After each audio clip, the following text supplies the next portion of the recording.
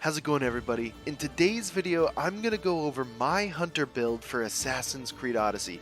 This build deals so much damage, it can one-shot mercenaries, and the multi-shot just shreds. And like my other videos before, go ahead and check out the description for a link to this build on my website, acbuilds.com. And if you really enjoy the video, please remember to leave a like, subscribe, all that stuff. Let's get right into it.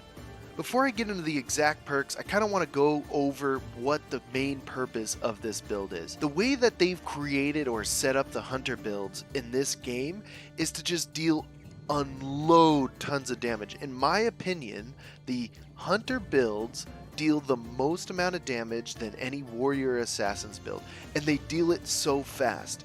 And it's to a point where I almost think that hunter builds are a little overpowered. Some people might agree, but if they're set up the right way, you can at nightmare and hard difficulty just one shot hit with devastating shot or other abilities most, if not all, characters except for bosses. I've seen people in my community able to three-shot bosses with hunter builds like the one I'm about to show you. So let's get right into the perks. So the first perk, crit damage. Now the reason why crit damage is the most important perk for this hunter build is because crit damage stacks with headshot damage. So if you're accurate and you can land headshots, crit damage stacks on top of that, and that's what gives you the ability to one-shot most enemies in the game. Number 2, headshot damage. Like crit damage, headshot damage amplifies all the damage you do when you hit someone in the head. And what's nice about this one and why it's important is not all the gear lets you put crit damage on it. So most gear where you can't put crit damage, you can apply headshot damage. So you pretty much get 25 to 28% increase of damage per gear item if you're using headshot damage and crit damage. Number 3, elemental damage, fire or poison. Now, the consensus I've discovered within my Discord community is that poison damage actually deals more damage than fire does. I personally just prefer fire. It's up to you depending on how far you want to take this. And the reason why this is the third most important perk is because, like I've explained before, elemental damage stacks on top of all your damage. So if you set your bow to deal poison arrows or fire arrows, they will stack the elemental damage on top of that. So if you put elemental damage on your 5 pieces of gear, that will increase almost 180%, if not more, damage on top of the original damage that you're dealing. Number 4, armor penetration legendary perk. This perk is, I would say, one of the most important ones because it turns your basic arrows into more powerful and more damage dealing than death arrows. So if you're not familiar, death arrows are an arrow you can get through the Daughters of Artemis quest that deal a lot of damage, but I use basic arrows because A, they're lit on fire, and B, I use the armor penetration perk, and these things just shred, and it felt like it almost added a 30% damage increase overall when I use it versus when I don't use it. And the final perk, number 5, is all arrows pierce shields on the boots. Now, this one you need to finish part of the main story quest because it's the perk you get for finishing the Athens section of the cultist area. But this is outstanding because there is so many units that have shields, and instead of having to like take their shields off or watch your arrows glance off their shields, the shields are essentially invisible. Your multi-shots no longer only hit a couple people, but it mows people down. And so that's why I think this perk, even though it kind of occupies a perk on your boots, is well worth the investment.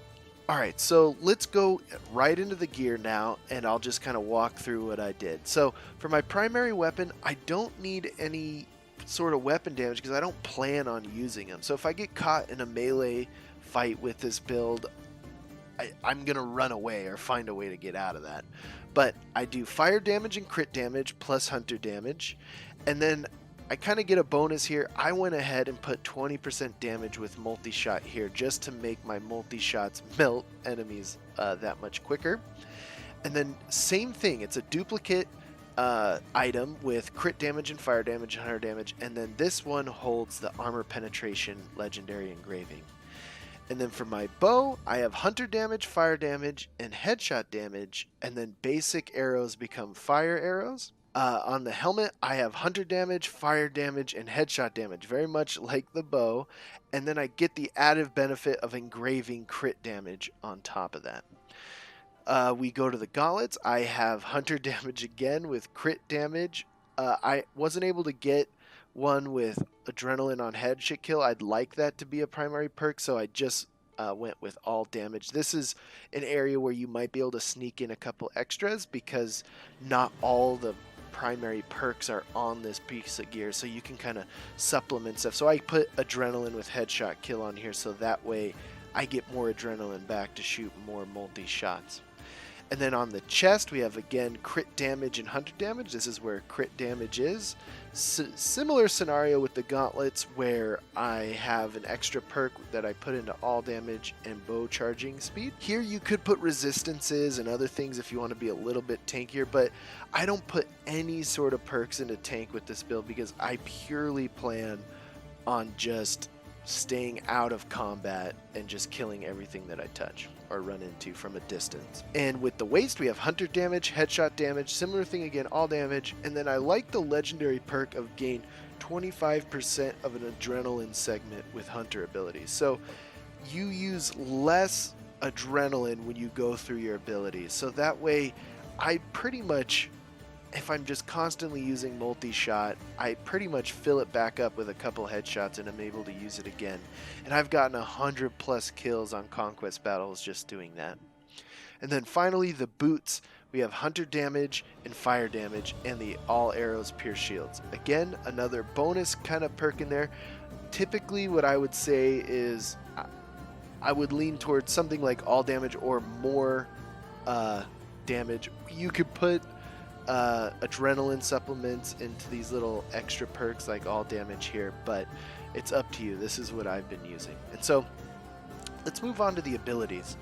So in the abilities, I don't use too many physical abilities. What I like to put into is all the passives.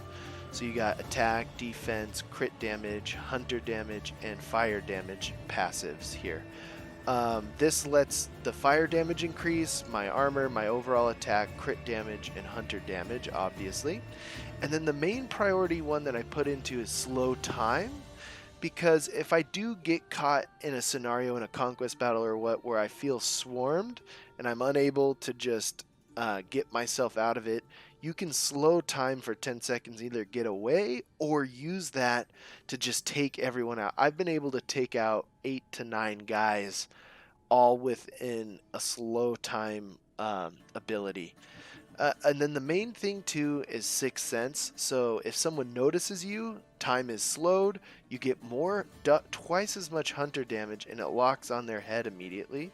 So you can take out several opponents if they notice you immediately with Sixth Sense. It's extremely powerful.